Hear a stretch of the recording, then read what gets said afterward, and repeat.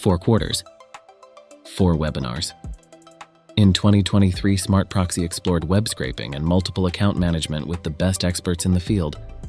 Now let's enjoy the best moments and recall the valuable insights from web scraping efficiently. Save your team's time and costs.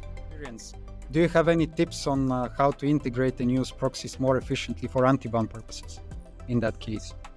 Yes, and clearly having the right tool is clearly crucial. And when you are integrating a new tool, the key is to early detect the ban, because if you will not correctly detect the ban very early, you will continue to send traffic to the flagged endpoints, and you will lose and you will pay for that. And it's a problem when also you are incurred by requests or gigabytes, so you will result in useless cost. Want to see the full webinar? Register and watch it today.